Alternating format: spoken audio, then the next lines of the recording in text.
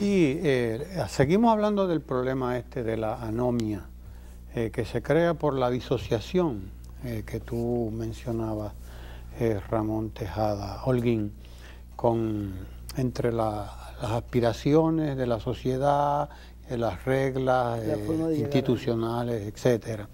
Pero también esa anomia, en términos generales, tiene una expresión individual.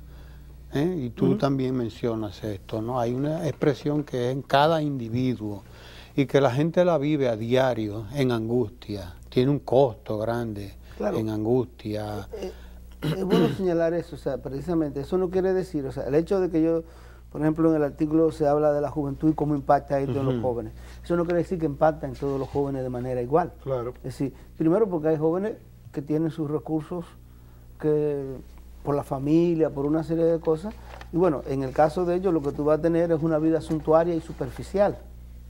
Pero de todas maneras también hay jóvenes de ambos sexos que tienen sus propios intereses, que les gusta la literatura, que andan por otro lado. Es decir, esto no significa necesariamente que todo anda de esa manera. Claro. Simple y llanamente significa que se está convirtiendo en lo general, y ese es el peligro. Entonces, y hablando de la expresión individual y conectándola con la pregunta de Roberto sobre si la anomia de alguna manera es provocada.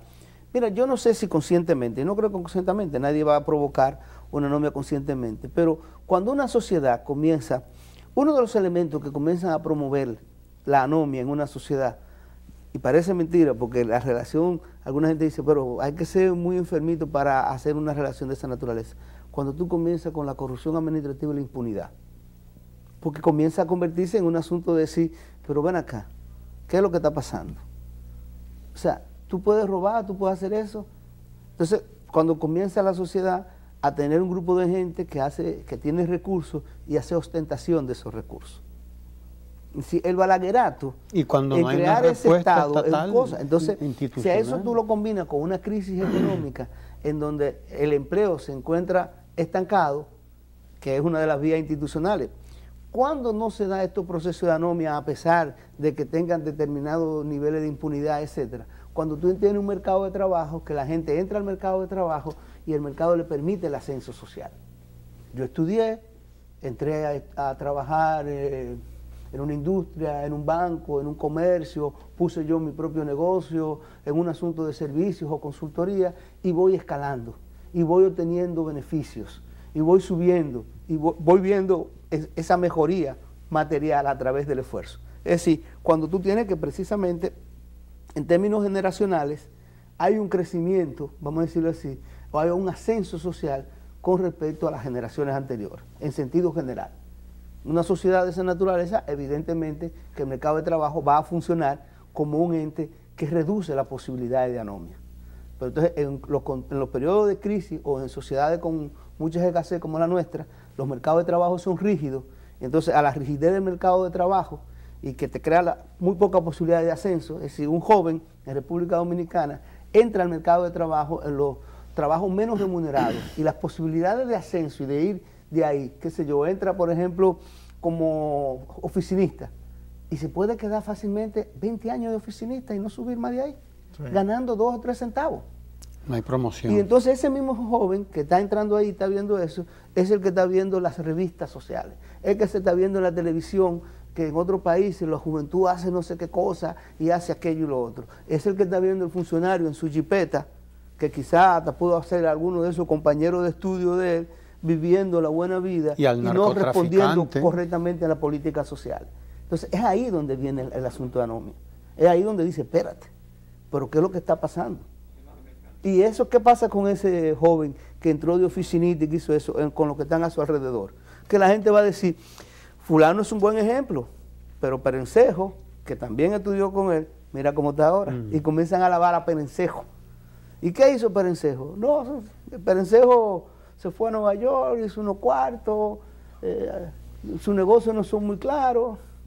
En tu artículo de hoy tú decías, escribías, y aquí lo reproducimos, dice, la forma en que estas metas culturales superficiales, ¿verdad? Porque hay la disociación, ¿no?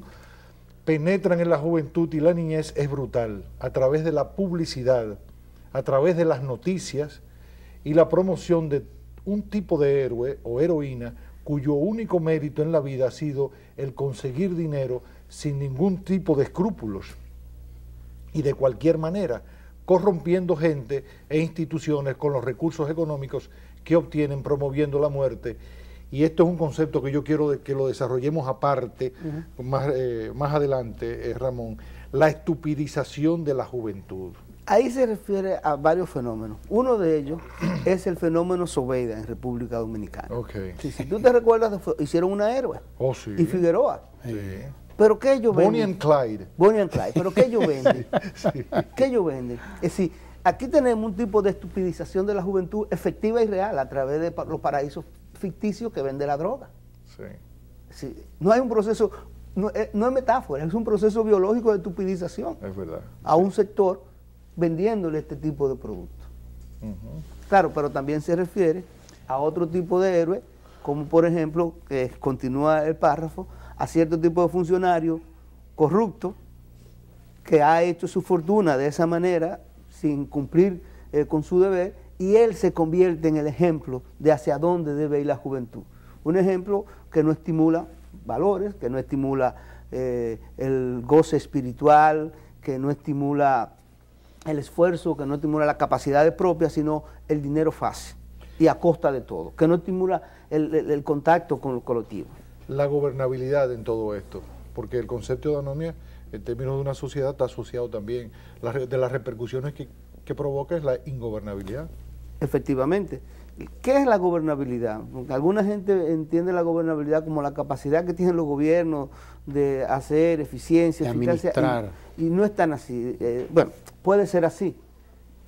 Todo depende del sociólogo que lo trabaje, porque por ejemplo la anomia para Durkheim tenía un sentido un poco diferente a la anomia para Merton. Por eso yo aclaré el anomia desde el punto de vista de Merton, no de Durkheim, que es otro concepto, que también significa ruptura de las reglas, pero a otro nivel y de otra manera, de la estructura de solidaridad en las sociedades.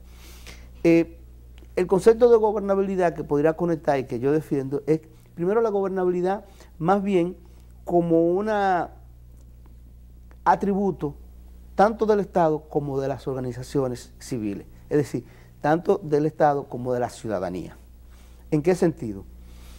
En el siguiente sentido, es correcto que hay un esquema en el que la gobernabilidad va a tener que ver con la eficiencia, la eficacia y la equidad con que gobierna y con que se toman las medidas. Pero para que eso sea posible, tiene que haber una participación de la ciudadanía que entienda como legítima estas acciones del gobierno y la demande y el gobierno le responda. Es decir, esa es la capacidad de gobernabilidad. Y que la ciudadanía se empodere e interiorice, ¿verdad? Un proyecto de nación común, ¿no? Exactamente. Cuando la gente no lo asume, el gobierno anda por un lado y la población por otro, ¿no? Ahí es donde viene ahí la está ruptura. La anomia. Ahí está la anomia. Entonces la anomia provoca esa ruptura. La anomia, primero que nada, uno de los elementos que provoca más grande es la individualización y el proyecto individual. Yo quiero esto, yo quiero ello, yo quiero aquello, y no lo colectivo. Obviamente. Genera violencia la anomia. Claro, totalmente. Esa es la causa. Ese es el argumento principal. La anomia es lo que explica el crecimiento de la violencia en República Dominicana. Con eso yo estoy diciendo, estoy de acuerdo en que debe perfeccionarse la policía, es una barbaridad, pero no es suficiente. Claro. Es decir, estoy de acuerdo en que evidentemente debe haber castigo, etcétera, etcétera, pero no es suficiente. Ni tú estás proponiendo que se repriman los medios de comunicación. Tampoco estamos proponiendo que se repriman los medios de comunicación. Lo que estamos proponiendo es, primero que nada, lo que estamos diciendo es, vamos a vernos todos, porque lo que estamos viendo no es un asunto que corresponde exclusivamente a estados y gobiernos, sino también a la ciudadanía. Segundo, vamos a vernos cómo estamos educando nosotros a nuestros hijos. Mira, yo pongo un ejemplo y me gusta ponerlo para ver si algún día me comienzan a hacer caso. ¿La solución de la anomia es una solución política entonces? Es política, es una solución política, efectivamente, y parte de un hecho consciente. O sea, no va a ser un asunto de... No, hay que tener una acción consciente para combatir la anomia y hay que estar consciente de que existe, por lo tanto. Hay que darle coherencia entonces a la sociedad. Hay que darle coherencia y también desde ese punto de vista, al mismo tiempo nosotros podemos hacer pequeños, digamos, círculos virtuosos e ir mejorando en ese sentido. con nuestra propia participación. Mira, yo te voy a decir una cosa. Tú sabes que uno de los elementos que más contribuye a la anomia y a que la anomia, digamos, se amplíe como un círculo, como una espiral, el individualismo. Cuando tú le dices, mira, la meta cultural es esto de conseguir eso, eres tú que lo vas a conseguir, nadie te va a ayudar, tú no tienes que estar con nadie, es tu responsabilidad. Y cuando tú comienzas a hacer que tus hijos y la gente digan, bueno, el que importa soy yo, lo demás no me interesa. Sí. O sea, como no hay una nación, como si no hay un colectivo. Y yo te pongo... sálvese quien pueda y como pueda. Y como pueda. Yo te pongo un ejemplo que a mucha gente le puede parecer tonto, pero yo insisto, el día en que nosotros resolvamos eso, estaremos bien encaminados. Los tapones que se arman en los centros educativos de altos recursos donde todo el mundo tiene vehículos, en los centros educativos que están en el polígono central. ¿No? Ahí se llaman unos tapones, que tú sabes cuál es la razón. O que van a recoger a su hijito y el hijito no puede caminar una esquina. ¿Y el niño qué está viendo el niño cuando tú haces eso? El individualismo. Y atrás hay alguien tocando la bocina porque quiere ir a su trabajo, porque tiene 45 minutos para comer y tiene que ir. La historia de un amigo mío que tiene sus hijos en uno de esos colegios, pero él es pobre relativamente, o sea, es un mediano pasar. Y él lo que tiene es un carrito, ¿entiendes?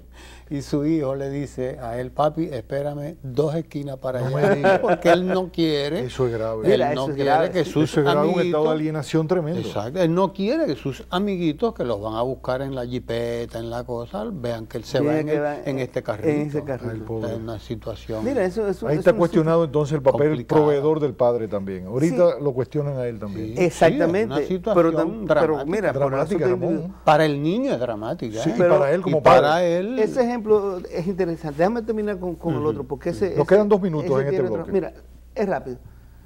Esa gente que se paran ahí, le comienzan a enseñar a ese niño el individualismo y que lo demás no importa.